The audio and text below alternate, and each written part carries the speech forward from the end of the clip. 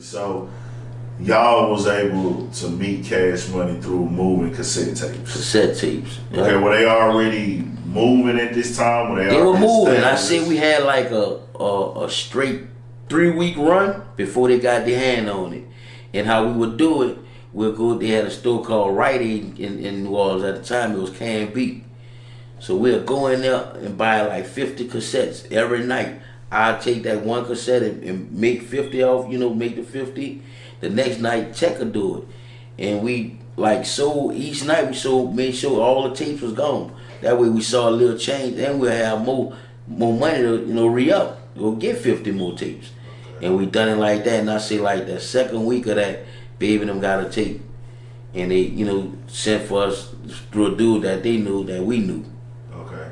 And that's good, man. That's what's up. That's real grind. That's a real grind right there, man. But that was the way the grind was in those days. You had to get out in the streets with hands and feet. You couldn't, create something on YouTube or create something. And then it was like we really had dreams of doing this shit the way we ended up doing it, big. But it was like the chances was almost slim to none in New Orleans. We didn't have nobody that made it then, but DJ Jimmy, Juvenile was on his act, you know what I'm saying? So Juvenile was on. Jimmy, if you listen to that Jimmy album, Juvenile shot us out, and we wasn't even on yet. He shouted us out on the brother, the song. Brothers don't like Juvenile because that shit Magnolia Project keeps like. Yeah, he shouted us out on that.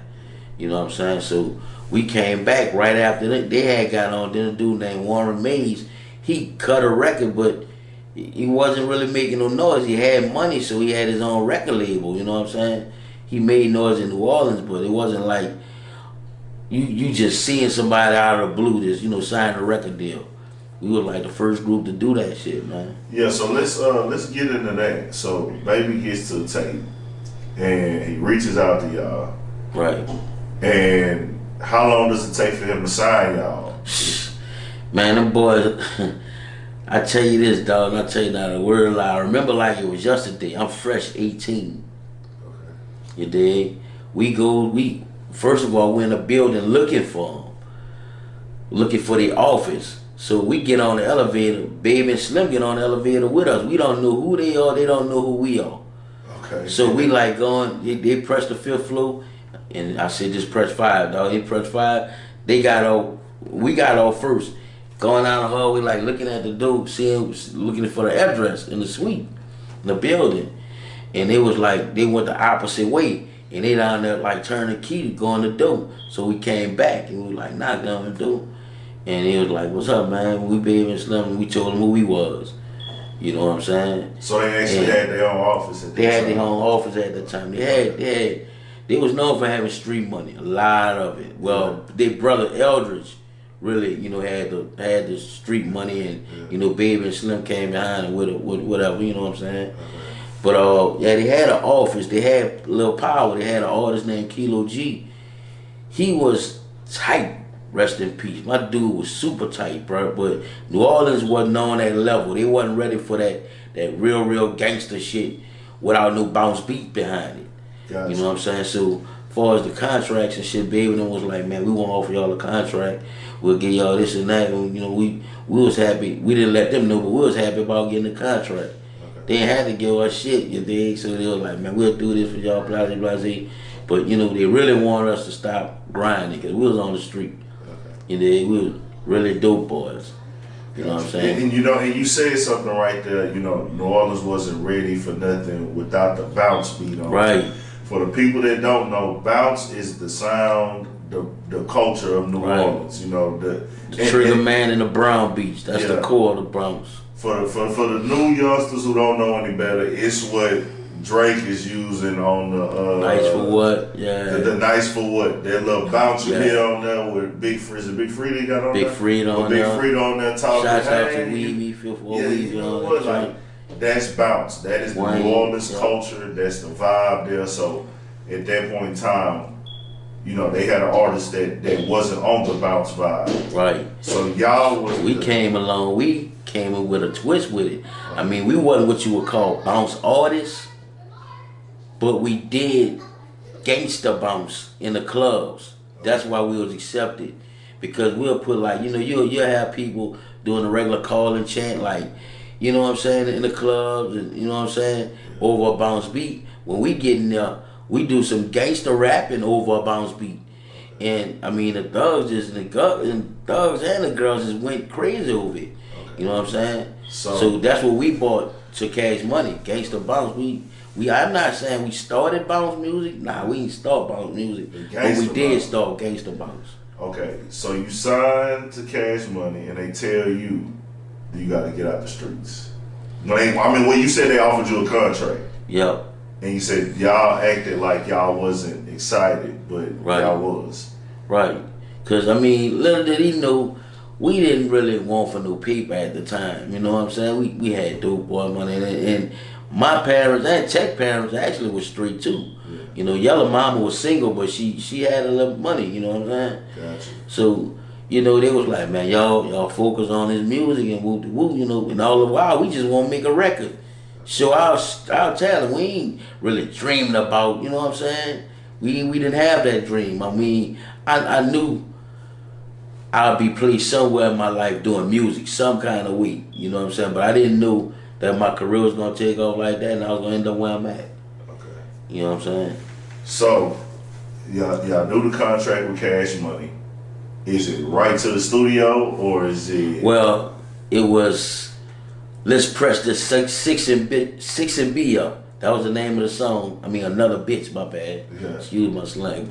Yeah, you do. Let's press this Another Bitch up. Y'all already got it on tape and it's moving the street. What they did was they took that same song, the same recordings and everything, and pressed it up as a single. You know what I'm saying? And that was a song y'all had already created. That was our first single that we had created on our own. No Man and Fresh. Okay. You know, we had a dude named DJ T. Shouts out to DJ T. Okay. T-Bone, that is. So, they pressed that up. They pressed probably like, I want to say about 5 to 10,000 singles. Okay. You know, we hit the radio, we made a radio version off the same track. And they put the radio version on one side, the street version on one side. Sold it for like, I guess $3, something like that or whatever. You know, we had already made a lick, you know, slinging our shit for $5 a pop, whatever, you know. But after that, then along came Yellow Boy. And it was the album, our first album was called Six and Barone. Okay. You know, we got Yellow in the group, we got this 3 members now, not 2. You know, let's go with this album. And that was our first album, Six and Barone. And you know what year that was? That was 93. That was 93? Yep. Okay. That's crazy, because at that time, I think I was like 5. That's crazy. Man. People on here was trying to figure my age just because people nosy. Yeah, you know, people just want to know everybody's age. But yeah. I was like 5 at that time. It's cool, man. So, drop that one. And that gets kind of notoriety in the South. Yep. In Louisiana for sure. Definitely Louisiana. Okay. It rolled on Texas off a song we had called Eddie Bow. I don't know if you remember that, but I mean, a lot of cats my age, Bun them, all them boys, you know, they knew about that Eddie Bow. You know what I'm saying? I don't even know if Flip and Slim Thugger remember that song. We know about that song, but they was coming up. We'll come out here. They was coming up on the scene, like really opening up for us. You know what I'm saying? Oh, okay. Yeah, man. I remember them dudes, especially Flip, bro. Especially Flip on lot. Yeah, and that was in Louisiana or out here? It was coming from Louisiana to out here. Okay, yeah. Texas was the first state that we migrated. And you know, a lot of people might not understand that in other regions how connected Houston is to Louisiana. And to the whole Louisiana, but especially New Orleans. Right. Houston was like y'all next city, like the hub. Shit, bro. Like when y'all promoted everything. Houston we was like fucking with Houston so hard to, if it wasn't Bun, Pimp, Pimp C or Bun B, UGK, we ain't fucking with it. Nobody ain't featuring on our shit. That's how it was. Yeah. And Baby, like, he ran with that, man. He was like, man, fuck that, dog. If Manny Fresh ain't doing the track and UGK ain't featuring, nobody ain't featuring if they ain't on the label. Gotcha. Straight up. That's dope. That's my dude to this day too, man. Yeah. So, okay, y'all put that out. How does everything change at this point with you? Well, it changed like instantly, bro, because I trying not to be on the block no more. I'm dipping and dabbing, you know what I'm saying? I'm making bigger moves on that, and they don't even know about, but I'm not on them. Moving around, I'm traveling, I'm fresh out of school. So, you know, I'm like, I ain't gotta work. I just got this time on my hand. You know, I might as well make the best of it. So, you know, that's when I really took my craft serious. Okay. You know, I was like, man, look, bro, this is me, dog. I ain't never working no more, man. Yeah. This is what I was put here to do. Yeah, that's crazy, man. That's got to be a good feeling coming right out of high school. Oh, yeah, man. Yeah. Oh, yeah. And then, you know, at that time, I was a kid, so I didn't even know that, like, you know, now that I know what being 18 years old is, I didn't know that the age limit or the go-to age for a rapper was 16 to 21. Huh, bro. Like, I didn't know that at that time. You know, when I'm listening to these rappers, I'm just listening to them like I know they older than me. Mm-hmm. I'm thinking these rappers are grown men. You know what I'm saying? But I didn't know at the time that most of the rappers that I was listening to was like 17, 18, 19. Not even full grown men yet. Yeah.